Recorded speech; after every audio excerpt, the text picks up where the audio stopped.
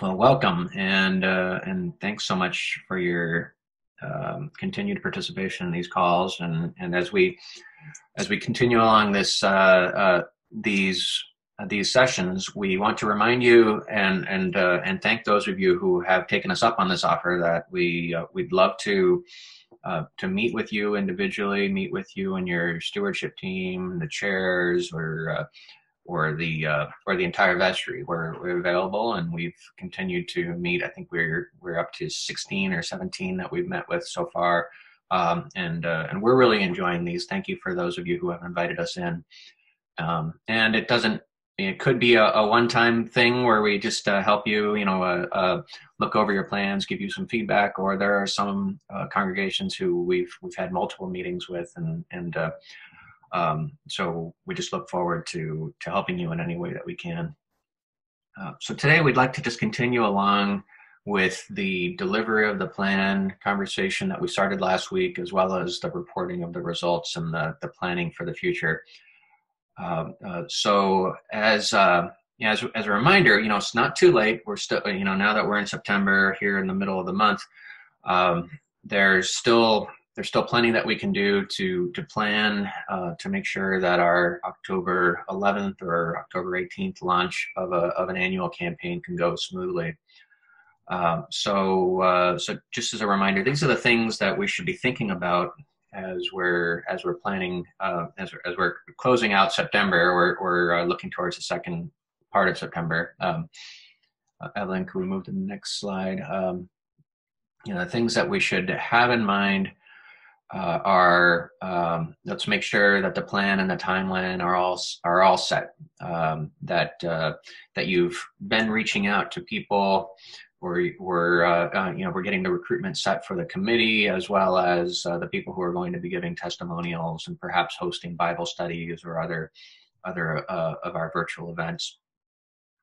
Finalizing the materials, the letters, the brochures, the cards, those important pieces, and begin to produce them and get them ready to go. So really, we have another couple of weeks left in September. There's plenty of time to get all of that done.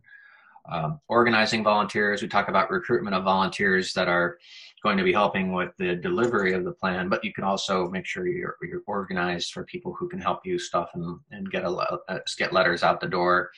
Make sure that we have everything queued up for the emails that are going to go out, and who's going to do that, or who's going to format that content. So organizing everybody so that they know what their roles are right now, as well as those who will be helping during the critical weeks following the launch. If there are going to be small groups or other kinds of events, this is the time to plan those out. Just get them on the books. Understand what the themes will be and what you're going to be doing. Last week we introduced some suggestions for Bible studies. For those of you who missed it, the presentation is up on the finance portion of the diocesan website, and really, if you go on there, you can see all of the presentations going back several months.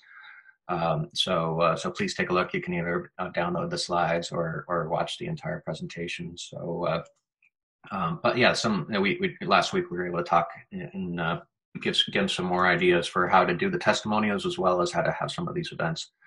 So now is the time to really plan those out and make sure everybody's on the same page. But there's still time, and if you haven't started yet and you'd like some help, giving you a nudge or giving your team a push if you feel it's necessary, please let us know. We're happy to help in that way. So this is the sample timeline that we've been following that we've been suggesting on the next slide.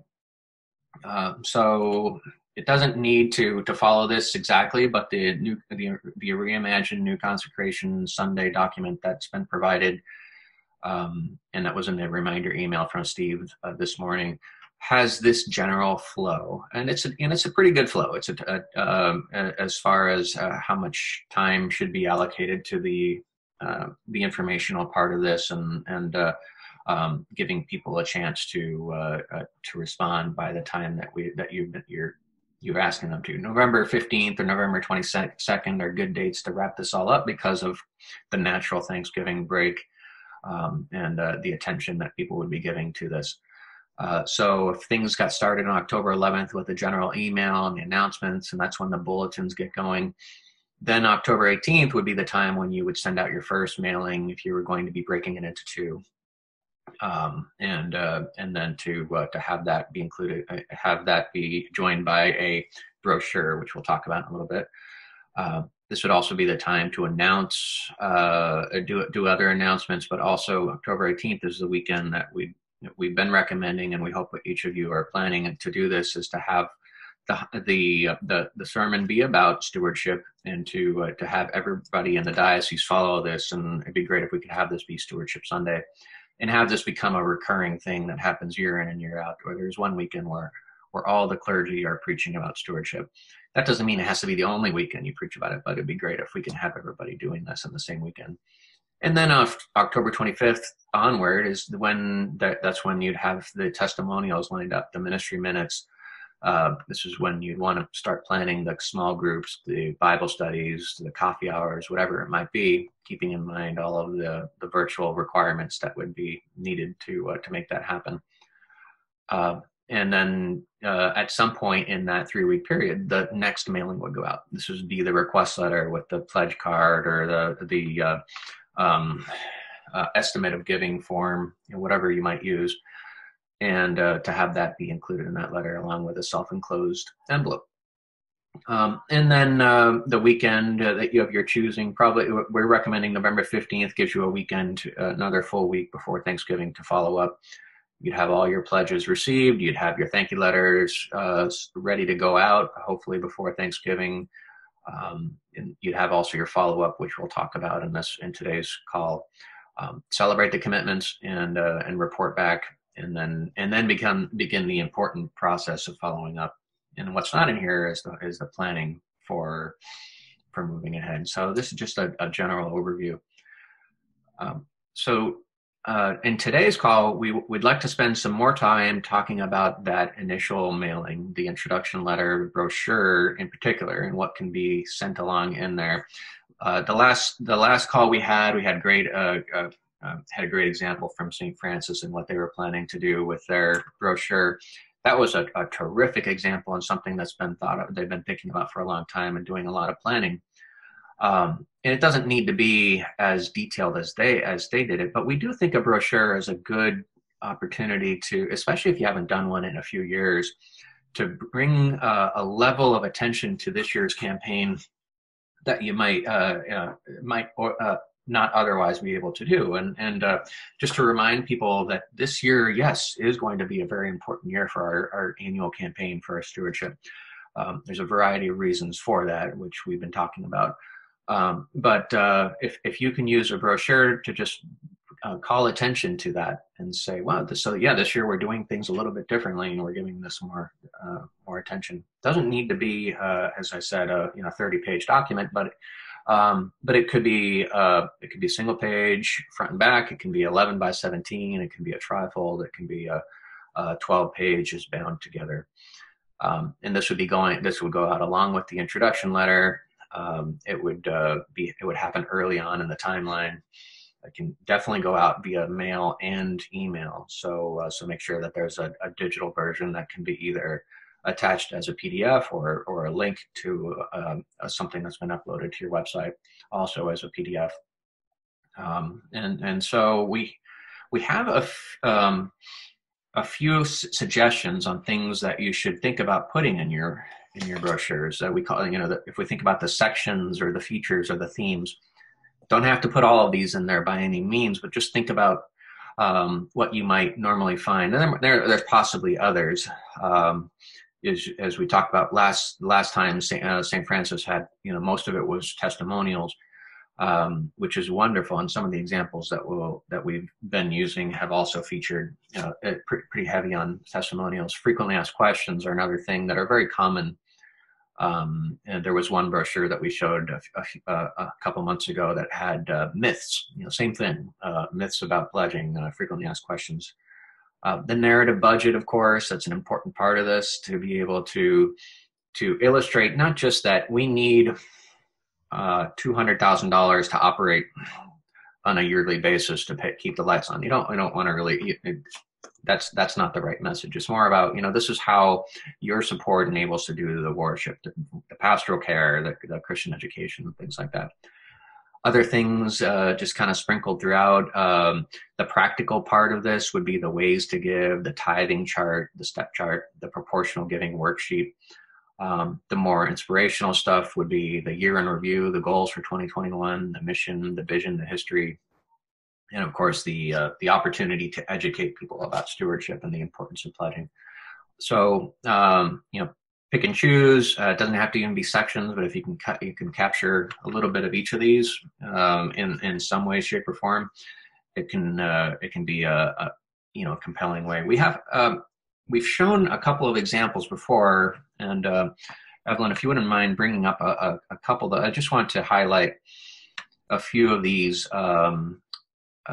congregations that aren't necessarily from this. They aren't from this diocese, but these are brochures that we're familiar with from previous experiences that just we think are helpful to highlight.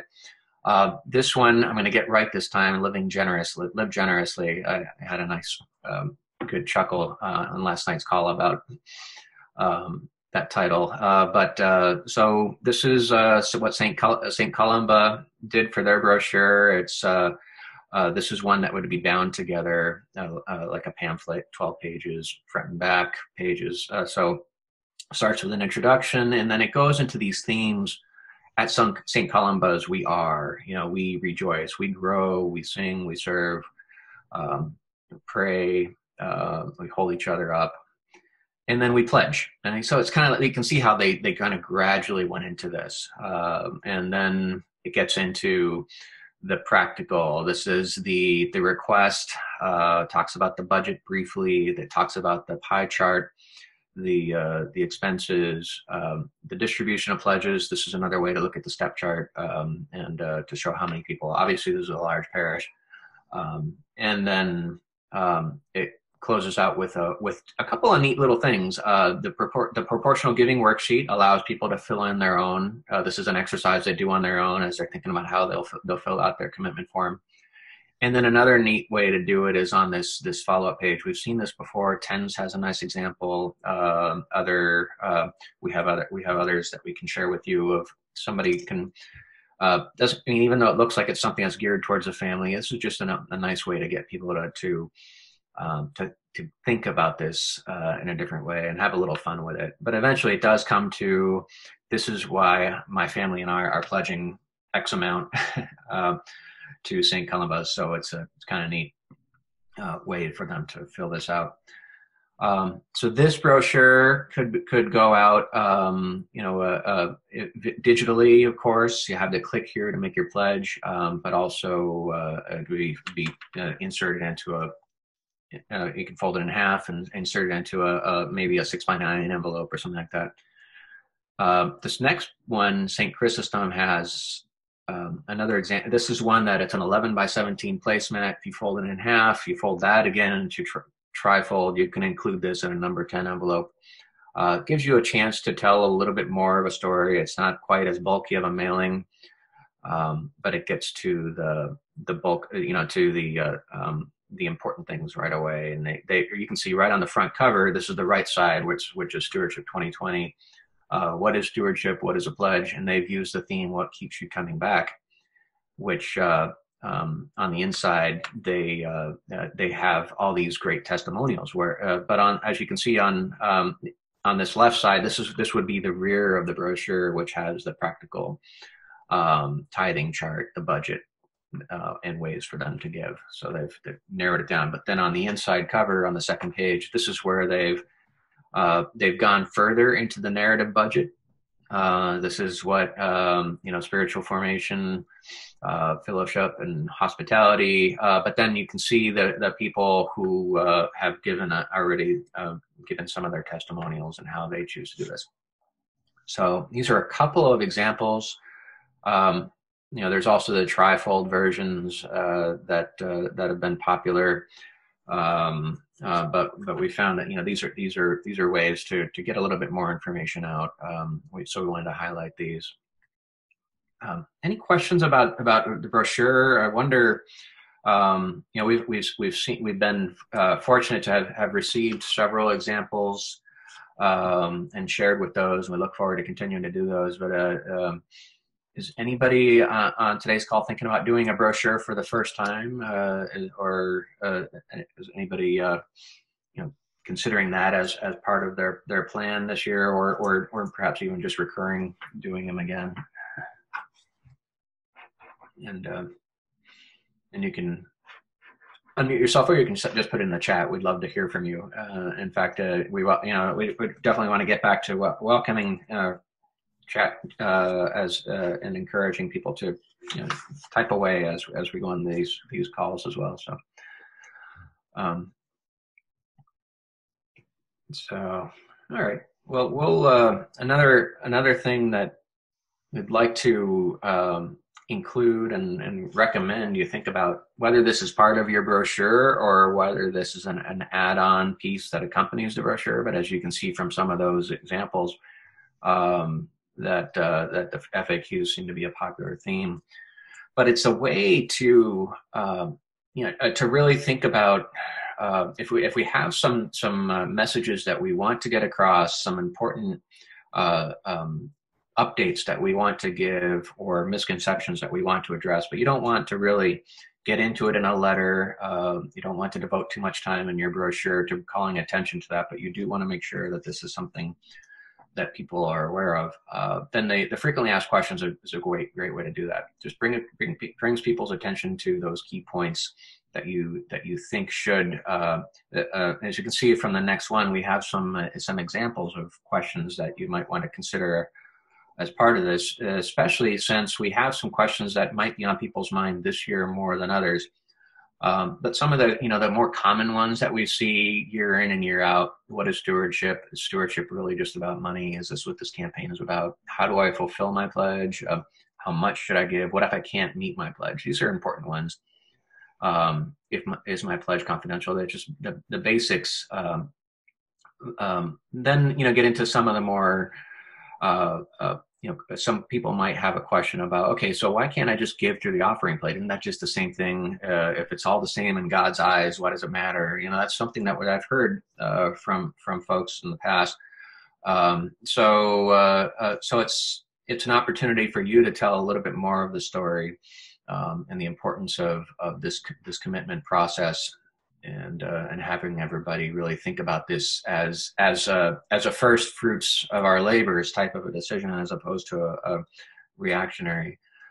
Doesn't the church have enough money? There's certainly several congregations we're working with who have brought this to our attention. We have an endowment. Everybody knows what our endowment is, and how do we encourage people to pledge when they know how much money we have? Doesn't the church receive support from the diocese? That's probably an opportunity for you to really correct that right away. And then there's, of course, the questions that people might have about the CARES Act, the PPP loan. How did that work? So we can use this as an opportunity to just let them know what happened. So and then, of course, what is so these are some examples from the trifolds that we had sent around or that we had shared recently. So there's this one within the trifold. They just devoted that part to it.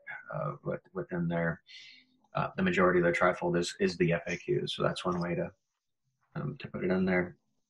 So and then with this other trifold, once again, they have the myths about pledging. That's the way they chose to feature their FAQs. So the church gets most of its money from a few wealthy donors. That might apply to many of our congregations. So it's a way to perhaps correct any misconceptions that might be out there. So what we're trying to say is that even if you haven't done a brochure in a long time, or perhaps you have done a brochure. This is a way to kind of refresh things. And this year we keep saying this is going to be an important year. We don't know. We're not out of the woods. And what we have found and what we saw early on in April and May was that those congregations who had a strong pledging program were doing okay. We're doing good. And those that did not have a strong pledging program really suffered. Because obviously the rental and the event revenue just wasn't coming in, the plate revenue wasn't happening. So this year more than ever, it's really important that we put some emphasis into the stewardship campaign. And so if the brochure and these examples can help provide emphasis to your education program, then great. The survey, this is something that was brought up a few months ago, and we think it's a great idea.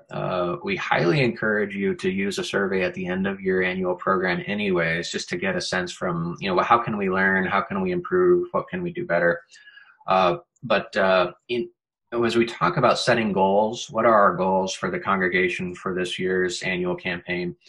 I think it was Phyllis who actually mentioned this. One of the goals that we'd love to be able to capture is how have people grown in their own spiritual journey in terms of stewardship, and are people more educated about what it means to be a steward and what the Bible teaches us about stewardship. And so this is a way that you could do this. You can track it if you are able to do a survey right now and then do another survey 2 months from now. That's one way to do it. Or perhaps if you just get onto an annual program of doing a survey every single year and you have that be the way that you measure progress towards that. And, the survey questions you can ask much more about many more things than just the stewardship campaign. But one of the things you could really ask is to ask people, strongly agree, disagree, strongly disagree. And the question would be, our congregation does a great job of encouraging stewardship. Our congregation does a great job of giving people a chance to give of their time, talent, and treasure. These are the kinds of questions you might ask, in addition to other things that you perhaps would like to know. And practically speaking, how can we make improvements? So keep it in mind. It doesn't need to be a lengthy thing, but surveys, you all received them. They're easy to send out. And if you can also make it a goal to improve and increase survey responses each year, that's another thing that we should have as our goals and set for ourselves. Anybody on the call do surveys right now? I'd assume you do surveys for a variety of things within your congregations, but I'd love to, if any of you have examples of surveys that you've done for stewardship. We're always looking for great examples to share. We did a diocese-wide stewardship survey, but we've not done one in this parish. This is my first year here. Okay. So maybe we can help you doing there.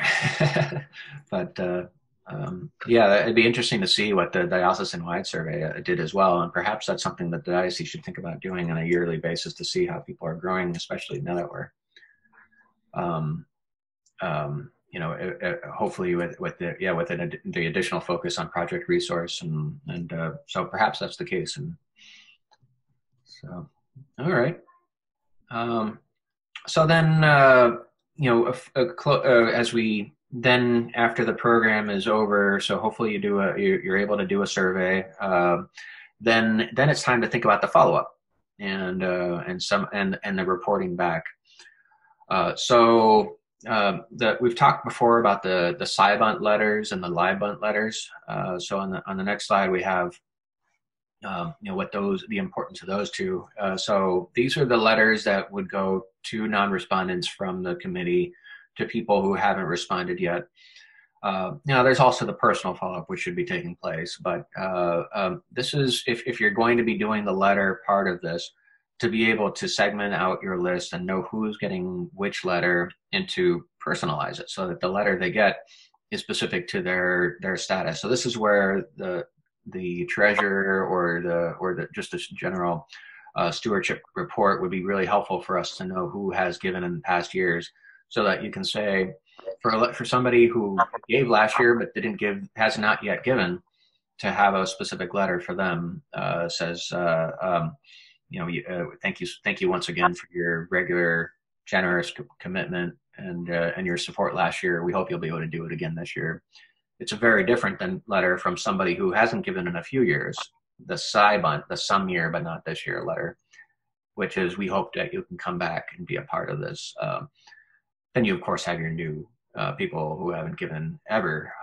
That would be a completely different letter.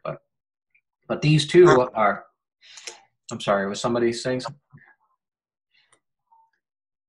So, but yeah, these two letters, or these two populations of past supporters are really your best source for that follow-up to work effectively. And of course, your new members, that's another opportunity for you to have a special conversation with them. And we'll get into that new member education about stewardship in a second.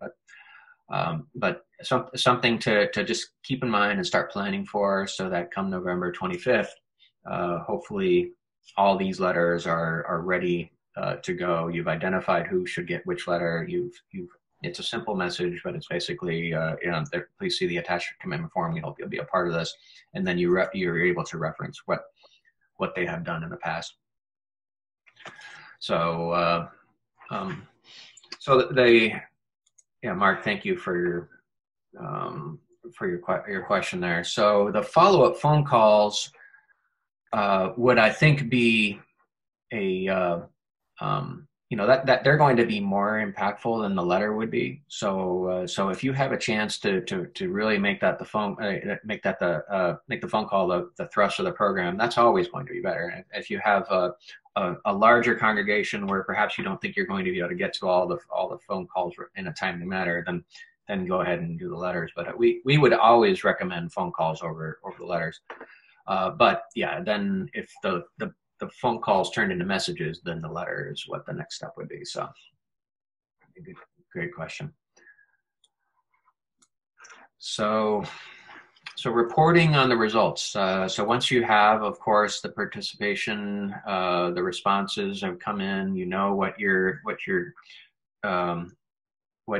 going to be able to share back with the congregation. Then, we've said this before, and we set our goals ahead of time. We don't hide from them. We report back on how we did. So what's the percentage participation? How did you do towards that goal that you set? How many new pledgers? Absolutely want to share that. Those who have increased, those that if you're able to get that information or have people self-report, how many are tithing, or how many are going up above a tithe, if that's the level of detail you have. So just report back on that. But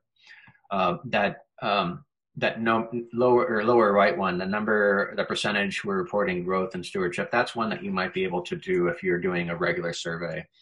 And so, it's probably not going to happen this year, but if you can make that a part of your annual pledging program, that would just be a wonderful thing if we can start to include more of the fact that people are gaining a better understanding of what stewardship is and the biblical practice and really what our responsibilities are.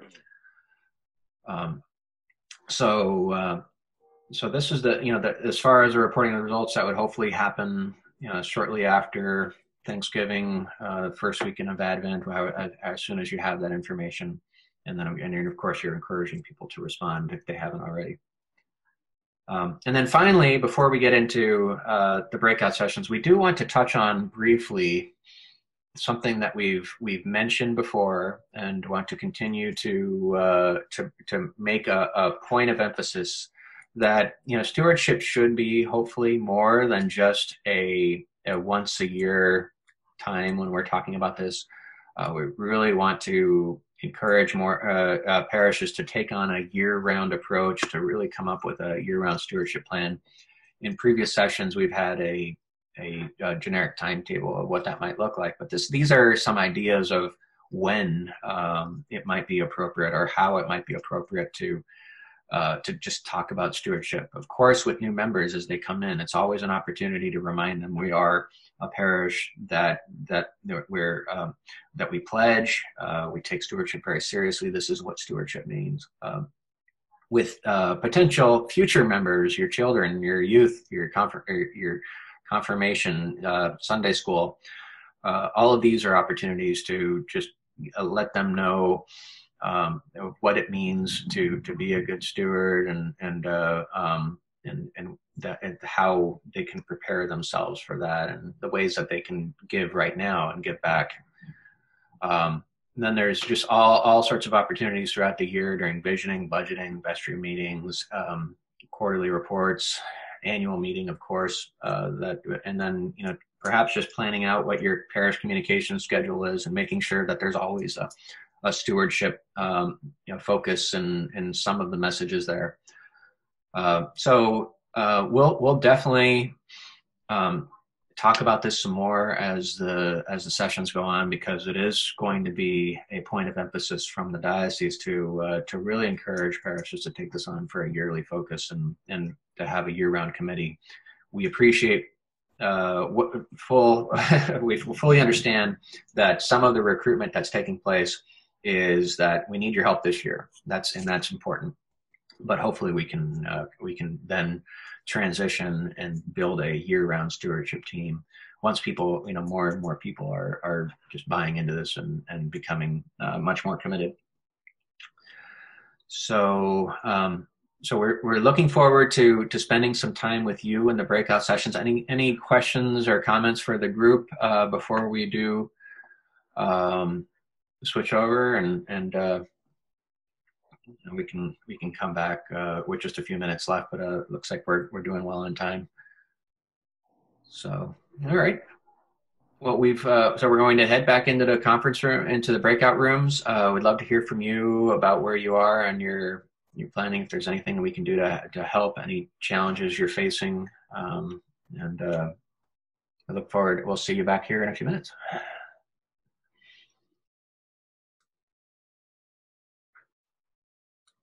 Okay, well, welcome back, everyone. And I know we went right down to the bell, so thanks, Mary, for sharing right up until the last second.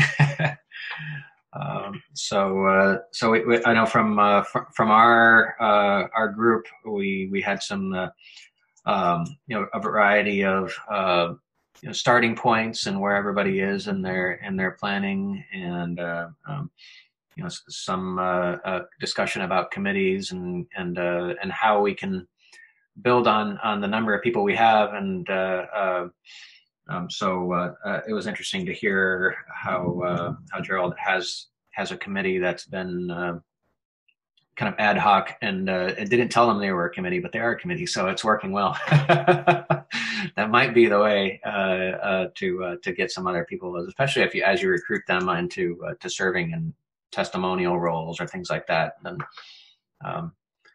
Father Bob or Father Dave, do you have anything to share from your groups that you've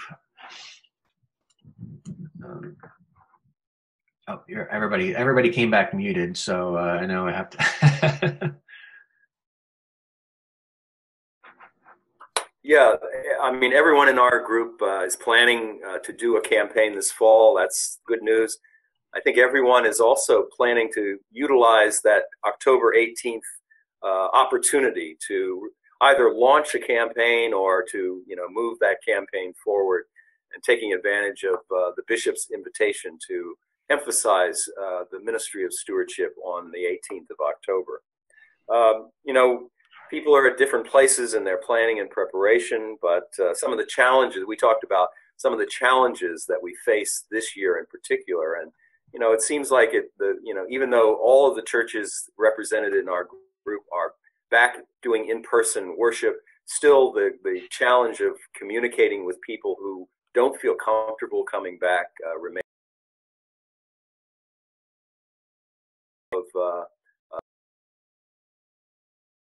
Continues to be a challenge in